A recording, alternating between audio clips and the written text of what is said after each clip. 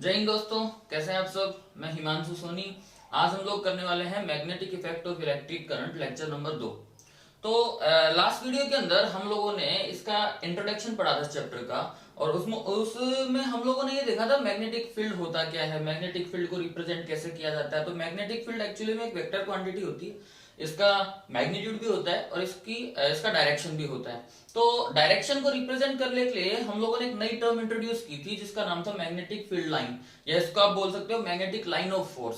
तो उस magnetic field line वो होती क्या है, कैसे रिप्रेजेंट करते हैं, ये सब चीजें हम लोगों ने लास्ट वीडियो में देखी थी। और इस मैग्नेटिक फील्ड लाइन की कुछ प्रॉपर्टी भी थी, वो भी हम लोगों ने नोट की थी। आज हम लोग इस लेक्चर के अंदर ये देखने वाले हैं कि ये जो मैग्नेटिक फील्ड है एक्चुअली में किसी कंडक्टर के अंदर, किसी वायर के अंदर जब करंट फ्लो होता है तो उसके वजह से, उसके कारण से वहां पे उसके आसपास मैग्नेटिक फील्ड जनरेट हो जाता है। अब ये जो मैग्नेटिक फील्ड जनरेट होता है ये क्या, किस डायरेक्शन में जनरेट होगा, कैसे जनरेट होगा, ये सारी चीज हम लोग इसके बारे में देखने वाले हैं। तो एक एक्सपेरिमेंट अगर हम लोग करें तो जैसे इसको एक एक्सपेरिमेंट से समझ सकते हैं। फॉर एग्जांपल आप लोगों ने क्या लिया, आप लोगों ने कार्डबोर्ड लिया और इस कार्डबोर्ड के अंदर एक होल कर दिया, ठीक है। और एक होल करने के बाद हमने क्या किया, यहाँ एक बैटरी ली, इस बैटरी को कनेक्ट किया एक वायर से, और ये जो कार्डबोर्ड आप लोगों ने लिया, इस कार्डबोर्ड के अंदर हम लोगों ने कर दिया एक होल, और होल करके इस वायर को इसके अंदर से डाल दिया। यहाँ पे आप लोग क्या देखोगे कि ये जो वायर है इसके आसपास, मतलब हमने एक्चुअली में क्या किया, ये एक तरीके से कार्डबोर्ड लिया, इस कार्डबोर्ड के अंदर आपने एक वायर को फिक्स कर दिया। यह वायर जो है कि ऊपर और नीचे दोनों तरफ से इसके आर पार निकला हुआ है, बैटरी से कनेक्ट किया और स्विच को कर दिया हम लोगों ने यहाँ पे ऑन। जैसे ये स्विच को ऑन करते हैं, अभी ये चेक करने के लिए कि इसके ऊपर जो मैग्नेटिक फील्ड है वो किस तरीके से लगता है, हम लोगों ने क्या किया, कुछ आयरन फ्लेक्स जो होती है, मतलब आयरन के छोटे छोटे जो टुकड़े होते हैं, हम लोगों ने वहां पे स्प्रिंग कर दिए, मतलब यहाँ पे हम लोगों ने फैला दिए। और जब आपने स्विच को ऑन किया, करंट इसके अंदर से फ्लो होगा, तो ये जो आयरन स्प्रिंग, बिकॉज इनके अंदर एक मैग्नेटिक इफेक्ट होता है, ये अपने आप को अट्रैक्ट करते हैं, या ये जो है एक अट्रैक्ट होते हैं मैग्नेटिक फील्ड के कारण से। तो ये इस तरीके से अरेंज करते हैं अपने आप को, जब जैसे ही यहाँ पे मैग्नेटिक फील्ड बनने लगता है तो इनका जो अरेंजमेंट होता है वो एक सर्कुलर फॉर्म के अंदर हो जाता है। मतलब जो वायर है, तो इस वायर के आसपास एक सर्कुलर फॉर्म के अंदर ये अपने आप को क्या कर लेते हैं, अरेंज कर लेते हैं। ये जो एक्सपेरिमेंट है, इससे हमें ये देखने को मिलता है कि जो मैग्नेटिक फील्ड है किसी करंट कैरिंग वायर के कारण से, वो उसके चारों तरफ होता है। भाई सिंपल सी चीज है, ये कोई वायर है और हमने कहा कि जब वायर के अंदर से करंट फ्लो होगा तो उसके आसपास मैग्नेटिक फील्ड जनरेट होगा। अब ये वायर कैसा है, ये वायर सिलेंड्रिकल है, और सिलेंड्रिकल है तो जाहिर सी बात है भाई इसके अंदर से अगर करंट फ्लो होगा तो इस साइड पे भी मैग्नेटिक फील्ड बनेगा, इस साइड पे भी बनेगा, इस साइड पे भी बनेगा, इस साइड पे भी बनेगा। कहने का मतलब क्या है कि मैग्नेटिक फील्ड इसके चारों तरफ बनेगा, और इसको हम कहते हैं कंसंट्रिक सर्किल। कंसंट्रिक सर्किल का मतलब क्या होता है, कंसंट्रिक सर्किल का मतलब होता है ये कोई वायर है, इसके अंदर अगर कोई करंट फ्लो हो रहा है तो इसके चारों तरफ करंट जो है या मैग्नेटिक फील्ड जो है वो अरेंज हो जाता है। अब इसमें होता है क्या है, तो मतलब आप इसको इस सर्किल से रिप्रेजेंट कर सकते हो कि जैसे ये कोई वायर है, इसके सर्कुलर फॉर्म के अंदर मैग्नेटिक फील्ड बन गया। अब क्या होगा, जैसे जैसे सर्किल छोटे होते जा रहे हैं और जैसे जैसे सर्किल बड़े होते जा रहे हैं, मतलब आप इनको और दूर करोगे तो सर्किल बड़े होते जाएंगे। तो इसका मतलब क्या हुआ कि जैसे ये वायर है तो इसके आसपास क्लोजेस्ट डिस्टेंस के ऊपर आप देखोगे मैग्नेटिक फील्ड, तो वहां पे किस फॉर्म के अंदर होगा, तो हमने कहा सर्किल की फॉर्म के अंदर होगा। तो आपने सर्कल बना दिया इसके आसपास। अब थोड़ा दूर देखोगे तो दूर भी क्या होगा, सर्किल की फॉर्म के अंदर। जितना दूर जाओगे ना आप वायर से, सर्कल उतने ही क्या होते जाएंगे, बड़े होते जाएंगे। फॉर एग्जाम्पल ये वायर है, करंट फ्लो हो रहा है, यहाँ पे इस पॉइंट के ऊपर आपको देखना है मैग्नेटिक फील्ड, तो आपने सर्कल ड्रॉ कर दिया। अब थोड़ा दूर देखना है तो आपने एक और बड़ा सर्कल ड्रॉ कर दिया। अब जितना डिस्टेंस पे आप जाओगे इस वायर से, उतनी ही बड़े सर्कल होते जाएंगे। मतलब हम कह सकते हैं कि जो मैग्नेटिक फील्ड है किसी करंट कैरिंग स्ट्रेट वायर के अराउंड कंसंट्रिक सर्किल की फॉर्म के अंदर होता है। The magnetic field around the current carrying straight wire is in the form of concentric circle. Concentric circle का मतलब होता है कि जैसे जैसे आप वायर से दूर जाओगे, सर्कुलर फॉर्म के अंदर है, जैसे जैसे आप वायर से दूर जाओगे वैसे वैसे जो सर्कल है वो बड़े होते जाते हैं। और जैसे जैसे सर्कल बड़े होते जाते हैं, इसका मतलब ये होता है कि जो मैग्नेटिक फील्ड है वो वीक हो रहा है। सर्कल बड़े होंगे तो मैग्नेटिक फील्ड क्या हो जाएगा, weak, because of distance increase हो रही है ना वायर से। भाई सिंपल सी चीज है, कल हम लोगों ने एक चीज देखी थी कि मैग्नेटिक फील्ड अगर तो करंट की वैल्यू को आप इंक्रीज कर रहे हो, करंट की वैल्यू को क्या कर रहे हो, इंक्रीज कर रहे हो, तो मैग्नेटिक फील्ड क्या हो जाएगा, स्ट्रॉन्ग हो जाएगा। लेकिन अगर मान लो उस वायर से डिस्टेंस बढ़ती जा रही है, सिंपल सी चीज है, अगर मैं ये कहूं कि ये हमारा कोई वायर है, इस पॉइंट पे मैग्नेटिक फील्ड स्ट्रॉन्ग होगा अगर हम लोग चेक करते हैं इस पॉइंट की कंपेयर में, मतलब ये जो पॉइंट है इस वायर से कम डिस्टेंस पे है लेकिन ये ज्यादा डिस्टेंस के ऊपर है, तो इस पे मैग्नेटिक फील्ड इसके कारण से कम होगा और इस पे क्या होगा, ज्यादा होगा। तो ये जो वायर के चारों तरफ मैग्नेटिक फील्ड जो लगता है वो कंसंट्रिक सर्कल की फॉर्म के अंदर लगता है, और कंसंट्रिक सर्कल का मतलब होता है जैसे जैसे आप डिस्टेंस पे जाओगे वैसे वैसे सर्कल का जो साइज है वो बड़ा होता जाएगा, और सर्कल का साइज बढ़ने का मतलब ये होता है कि जो मैग्नेटिक फील्ड है वो कम होता है। और जैसे जैसे डिस्टेंस कम करोगे वायर के, जितना क्लोज जाओगे आप उतना सर्कल के साइज छोटे होंगे, और सर्कल के साइज छोटे होंगे इसका मतलब होता है मैग्नेटिक फील्ड जो है वो स्ट्रॉन्ग होता है। अब यहां से सबसे इंपॉर्टेंट क्वेश्चन ये आता है कि भाई कंसंट्रिक सर्किल तो हो गए सर्किल के अंदर, मतलब ये जो वायर है हमारा इसके चारों तरफ सर्कुलर डायरेक्शन में तो मैग्नेटिक फील्ड हो गया, लेकिन अब सर्कुलर डायरेक्शन में भी डायरेक्शन या सर्कुलर फॉर्म के अंदर भी अगर आप डायरेक्शन चेक करोगे तो दो तरीके से डायरेक्शन होता है। भाई ये वायर है इसके चारों तरफ मैग्नेटिक फील्ड तो सर्कुलर हो गया, लेकिन वो ऐसे है या ऐसे है, दो डायरेक्शन हो गया ना, एक तो ये वाला डायरेक्शन और एक ये वाला डायरेक्शन। अब दोनों डायरेक्शन में से कौन सा डायरेक्शन है मैग्नेटिक फील्ड का, सर्कुलर तो दोनों ही है, ये भी सर्कुलर है ये भी सर्कुलर है, तो सर्कुलर तो दोनों ही है, लेकिन दोनों डायरेक्शन में से कौन सा डायरेक्शन होगा इस वायर के चारों तरफ, ये हम लोगों को चेक करना है। और ये चेक करने के लिए हमारे पास एक रूल है, उस रूल से हम लोग इस डायरेक्शन को चेक कर सकते हैं। एक्चुअली में ये जो मैग्नेटिक फील्ड का डायरेक्शन है वो डिपेंड करता है करंट के डायरेक्शन के ऊपर, जैसा कि हम लोगों ने कल देखा था, यहां पे भी देखेंगे मैग्नेटिक फील्ड का डायरेक्शन जो है वो करंट के डायरेक्शन के ऊपर डिपेंड करता है, और करंट का जो डायरेक्शन है उसी से हमारे पास एक रूल आता है, उस रूल का नाम है राइट हैंड। वैसे तो इसका सिंपल सा मतलब इसका राइट हैंड रूल ही बोलते हैं इसको, लेकिन आप लोगों को समझने के लिए एक्चुअली में हमारे पास एक और रूल आगे आएगा जो हम लोग पढ़ने वाले हैं, राइट हैंड रूल, लेकिन वो फ्लेमिंग्स राइट हैंड रूल है, और वहां पे ही एक फ्लेमिंग्स लेफ्ट हैंड रूल भी आता है। तो काफी सारे बच्चों को कंफ्यूजन हो जाता है कि ये जो राइट हैंड रूल है ये फ्लेमिंग वाला है क्या। तो एक तो सिंपल सी बात है, अगर तो राइट हैंड रूल के आगे लगा हुआ है फ्लेमिंग, वो डिफरेंट है जो हम लोग आगे पढ़ने वाले हैं। फिलहाल ये जो है राइट हैंड रूल, इसको आप राइट हैंड थंब रूल भी बोल सकते हो, राइट हैंड थंब रूल। तो इसको समझते हैं है क्या राइट हैंड रूल या राइट हैंड थंब रूल क्या है, ये कैसे बताएगा डायरेक्शन को कि जो मैग्नेटिक फील्ड का डायरेक्शन है वो कैसे हम निकाल सकते हैं। पहली चीज, राइट हैंड थंब रूल आप अप्लाई कहां करोगे, सिर्फ और सिर्फ स्ट्रेट वायर के लिए, कोई भी वायर जो है सिर्फ उसी के लिए हमें अप्लाई करना होता है राइट हैंड थंब रूल, कोई स्ट्रेट वायर के लिए अब अप्लाई करते हैं। फॉर एग्जांपल ये रूल क्या कहता है, ये रूल कहता है कि जो वायर है इस वायर को इमेजिन करना है कि इस वायर को हमने इस तरीके से अपने राइट हैंड में होल्ड किया। किस तरीके से, ये जो वायर है इस वायर को आपने इस सिचुएशन के अंदर होल्ड किया, ऐसा इमेजिन करना है भाई, सच में होल्ड नहीं करना, नहीं तो फिर कुछ और ही हो जाएगा रूल की बजाय। तो ये जो वायर है इस वायर को आपने इमेजिन किया कि हम लोगों ने इसको ऐसे होल्ड किया, किस हैंड में, राइट हैंड में, कि हमारा जो थंब है वो रिप्रेजेंट करेगा करंट के डायरेक्शन को। किसको रिप्रेजेंट करेगा, करंट के डायरेक्शन को। तो जो कर्व फिंगर हैं वो रिप्रेजेंट करेगी मैग्नेटिक फील्ड के डायरेक्शन को। देखो ये सिंपल सा वायर हो गया, अब इसको होल्ड कैसे करना है, तो मेरे को इस वायर को होल्ड करना है। सपोज करते हैं इसको, ये जो है ना ये हमारा कोई वायर है, और करंट का डायरेक्शन भी आपको दिख रहा है, करंट का डायरेक्शन जो है वो है अपवर्ड डायरेक्शन में। ये कोई वायर हो गया और आपने इस वायर को होल्ड करना है किस डायरेक्शन में, इस तरीके से होल्ड करना अपने राइट हैंड में कि जो करंट का डायरेक्शन वो कौन रिप्रेजेंट करे, थंब रिप्रेजेंट करे। देखो थंब जो है वो किसको रिप्रेजेंट करेगा, करंट के डायरेक्शन को। किया हमने थंब को ऊपर की तरफ किया, करंट भी ऊपर ही आ रहा है, और आपने होल्ड कर लिया इसको ऐसे।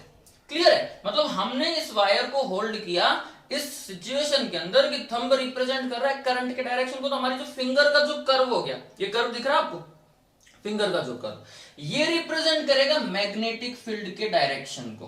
क्लियर है। वायर को इस तरीके से होल्ड किया, थंब रिप्रेजेंट करता है करंट के डायरेक्शन को, तो कर्व फिंगर का जो डायरेक्शन है ये रिप्रेजेंट करेगा मैग्नेटिक फील्ड के डायरेक्शन को। रूल का स्टेटमेंट यही है, आप लोग चाहो तो नोट कर सकते हो, मैं बोल देता हूं कि ये जो रूल है ये रिप्रेजेंट करता है मैग्नेटिक फील्ड के डायरेक्शन को। According to this rule, imagine we hold any wire या we hold any straight wire in such situation that our thumb represent the direction of current, then our curved finger will represent the direction of magnetic field। हमने right hand में rule इसको hold करना है wire को, thumb का direction current को बताएगा, तो ये जो फिंगर का कर्व डायरेक्शन है ये बताएगा किसको, ये बताएगा मैग्नेटिक फील्ड को। अब जैसे चेक करते हैं, तो ये होल्ड किया था करंट का डायरेक्शन, तो ये ऊपर हो गया, मैग्नेटिक फील्ड का डायरेक्शन ये होना चाहिए ना, ये मतलब ये फिंगर ऐसे रूल करे ऐसे, तो ये डायरेक्शन हो गया। अब ये डायरेक्शन को हम समझ लेते हैं कि ये जो कंसेंट्रिक सर्किल बनेगा वो ये डायरेक्शन में बनेगा।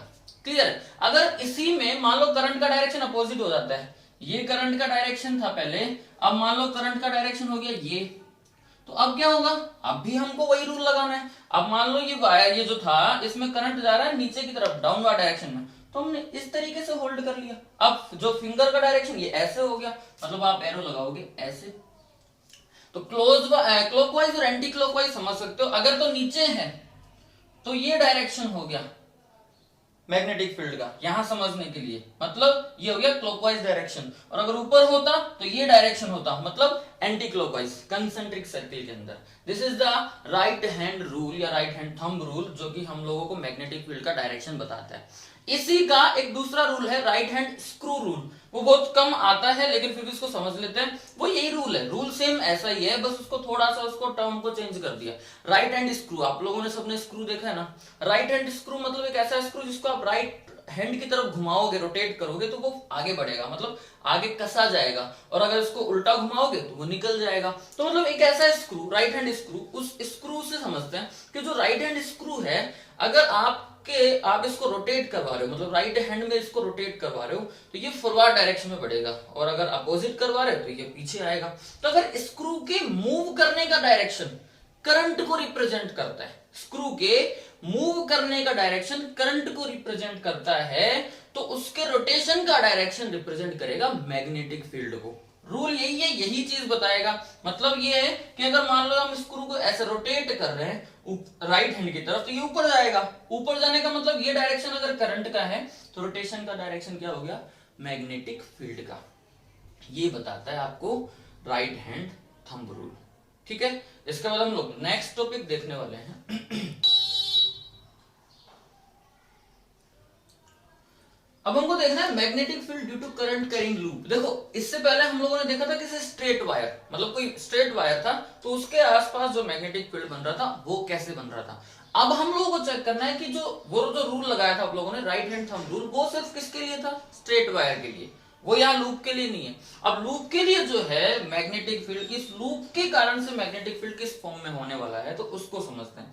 देखो यहाँ पे जो लूप है, सर्कुलर लूप है, उसमें अगर इसकी आप शेप देखोगे तो आप ये देखोगे ये जो वायर जो ऐसे बेंड हुआ है, यहाँ पे जो इनकी जो बीच की जो डिस्टेंस है वो सबसे कम डिस्टेंस होने वाली, मतलब एक वायर ये है, एक वायर ये है, इन दोनों की डिस्टेंस जो है वो यहाँ इस पॉइंट के ऊपर आके सबसे कम होने वाली है, और इस पॉइंट के ऊपर आके भी सबसे कम होने वाली है। लेकिन आप जैसे जैसे इसके सेंटर की तरफ बढ़ोगे वैसे वैसे डिस्टेंस दोनों वायर के बीच की वो इंक्रीज होती जाती है।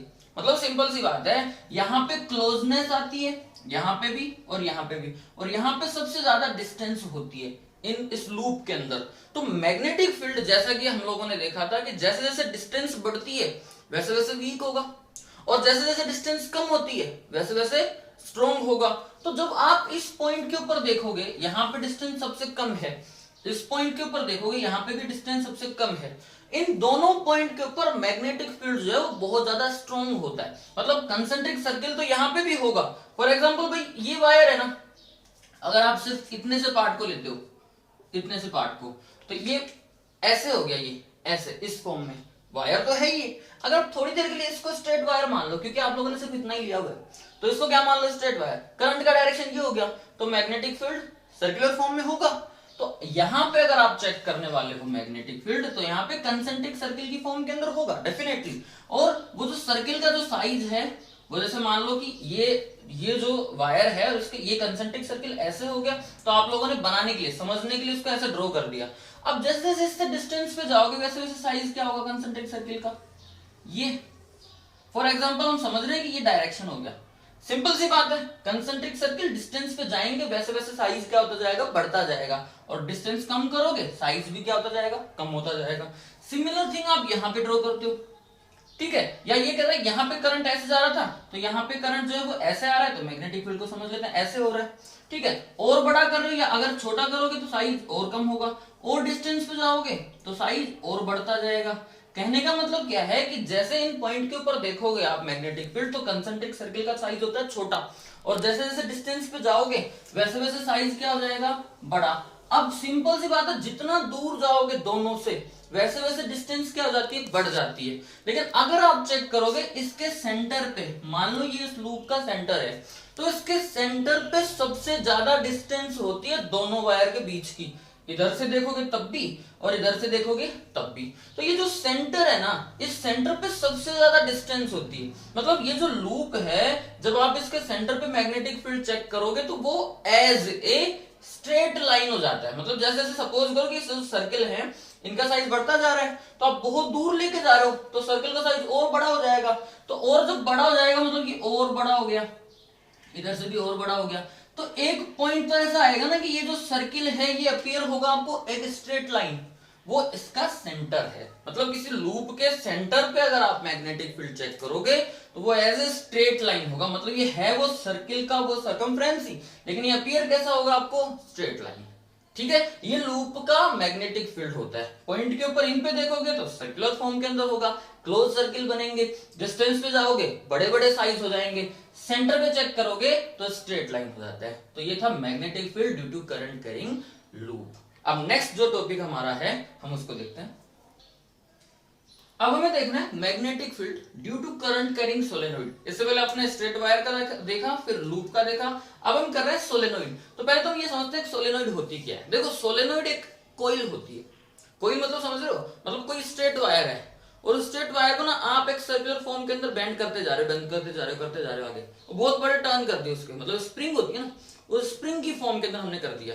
या फिर इसको एक तरीके से और समझ लेते हैं, मतलब हमने मान लिया कोई सिलेंड्रिकल पाइप लिया, फॉर एग्जांपल ये सिलेंड्रिकल ऑब्जेक्ट है, और कोई वायर लिया, उस वायर को आपने इंसुलेट कर दिया ऐसे, और इंसुलेट करने के बाद आपने सिलेंड्रिकल पाइप को निकाल दिया। तो ये जो कोइल एक सर्कुलर फॉर्म के अंदर ये जो कोइल बनी, ये जो टर्न बने इसके, इसी को हम सोलेनोइड कहते हैं, ठीक है ना। तो आपने यही लिया, मतलब कोई वायर लिया, उस वायर को आपने क्या कर दिया, इंसुलेट कर दिया, और इंसुलेट करने के बाद इसको कनेक्ट कर दिया एक बैटरी से, दिस इज कॉल्ड सोलेनोइड। अब जो बैटरी लगा दी आपने, स्विच को कर दिया ऑन, जैसे ही आप स्विच को ऑन करोगे करंट क्या होने लग जाएगा, फ्लो। अब देखो यहाँ करंट जो है वो फ्लो किस फॉर्म में होता है, पॉजिटिव से जाएगा नेगेटिव की तरफ, यहां फ्लो हुआ। अब यहां पे देखो, यहां पे नीचे आएगा, क्योंकि वायर का शेप इसी तरीके से है कि करंट नीचे आएगा, यहां ऊपर जाएगा, फिर यहां पे ऐसे, यहां पे फिर नीचे। तो ये जो डायरेक्शन होने वाला है करंट का इस फॉर्म के अंदर होने वाला है, यहां से नीचे जाएगा, यहां से ऊपर, ये डायरेक्शन होगा। मतलब इसकी जो क्लोजनेस है, मतलब ये जो टर्न है सर्कुलर कोइल, ये बहुत ही पास पास रखी हुई है, इसलिए ये जो एरिया बनेगा ना, यहां पे करंट बहुत ज्यादा अमाउंट के अंदर हो जाएगा। अब अगर आप यहां पे चेक करोगे इस पॉइंट के ऊपर, तो ये जो पॉइंट है अगर आप इसका चेक करोगे तो यहां पे जो है, जो करंट का डायरेक्शन वो ऐसे है, और यहां पे जो करंट का डायरेक्शन ऐसे है, मतलब एक दूसरे के अपोजिट डायरेक्शन में करंट होता है। इसके बारे में 12th क्लास के अंदर और ज्यादा डिटेल से है, हमारे यहाँ पे इतना डिटेल नहीं है, लेकिन हम इसको थोड़ा सा समझने की कोशिश करते हैं कि जो इन पॉइंट के ऊपर आप देखोगे, इन पॉइंट के ऊपर मान लो ये जो पॉइंट है इस वायर से तो पास में है, लेकिन इस वायर के बहुत ज्यादा दूर है।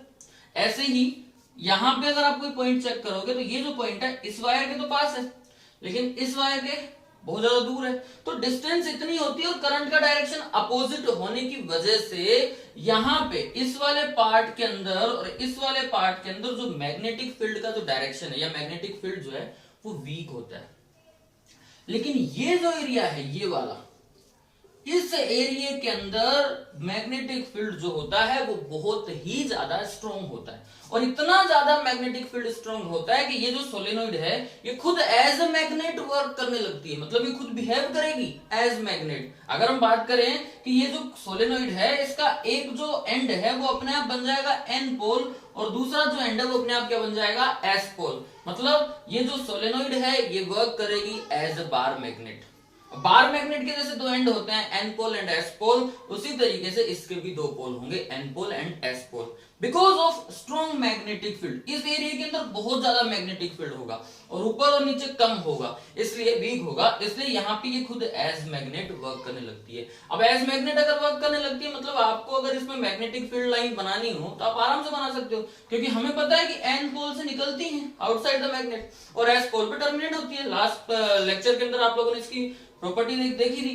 तो एन पोल से निकलेंगे और एस पोल पे टर्मिनेट होंगी, डायरेक्शन सिंपल सा है ना, एन पोल से निकलेंगी और एस पोल पे टर्मिनेट होंगी। ये वैसे समझने के लिए ड्रॉ कर रहे हैं हम लोग, वैसे कोई जरूरत नहीं है इसकी, पर समझने के लिए बना रहे हैं। और अगर इनसाइड चेक करोगे तो भाई एस पोल से निकलेंगे और एन पोल पे टर्मिनेट होंगी। तो ये मैग्नेटिक फील्ड लाइन होती है एक सोलेनोइड के अंदर। सोलेनोइड काम क्या करता है, तो सोलेनोइड एक इलेक्ट्रोमैग्नेट का काम करता है। जैसे कि हम लोगों को पता है कि जो नेचुरल मैग्नेट जो होते हैं, ये नेचुरल मैग्नेट जो है इनकी कोई पर्टिकुलर शेप नहीं होती। तो हमें अगर कोई पर्टिकुलर शेप का मैग्नेट चाहिए तो क्या करते हैं हम, किसी मैग्नेटिक एलिमेंट को, किसी मैग्नेटिक ऑब्जेक्ट को एक स्ट्रॉन्ग मैग्नेटिक फील्ड के अंदर काफी लंबे टाइम तक रखते हैं, और ऐसा करने से वो जो एलिमेंट रखा हुआ है वो खुद एज मैग्नेट बन जाएगा, वो खुद एज मैग्नेट बिहेव करेगा। तो ये जो सोलेनोइड है इसके अंदर जैसे ही आप करंट पास करोगे ये बन जाएगा खुद एक पावरफुल मैग्नेट, और इसके अंदर जो स्पेस होता है वहां पे बहुत ज्यादा स्ट्रॉन्ग मैग्नेट फील्ड होगा, मैग्नेटिक फील्ड होगा। तो आप उसमें क्या कर देते हो, उसमें जो भी आपको मैग्नेट बनाना है जिस भी शेप का, वो पार्टिकल या वो जो ऑब्जेक्ट है वो प्लेस कर देते हो। इससे क्या हो जाएगा, ये जब इस मैग्नेटिक फील्ड के इफेक्ट के अंदर रहेगा तो वो खुद एज मैग्नेट बन जाएगा। सोलेनोइड ये काम आता है इलेक्ट्रोमैग्नेट। ठीक है, तो आज की वीडियो में हम लोगों ने यहां तक पढ़ा। नेक्स्ट वीडियो में हम लोग एक दूसरा जो इसका बेसिक कंसेप्ट है, ये था मैग्नेटिक इफेक्ट ऑफ करंट। अब इसी से रिलेटेड करता है कि हम किसी करंट कैरिंग कंडक्टर को प्लेस करेंगे मैग्नेटिक फील्ड के अंदर तो उसके ऊपर अप्लाई होने वाला है फोर्स, और उसके एप्लीकेशन क्या क्या है, कैसे होता है, वो सारी चीज हम लोग पढ़ेंगे। आज के लिए यहां तक ही, धन्यवाद।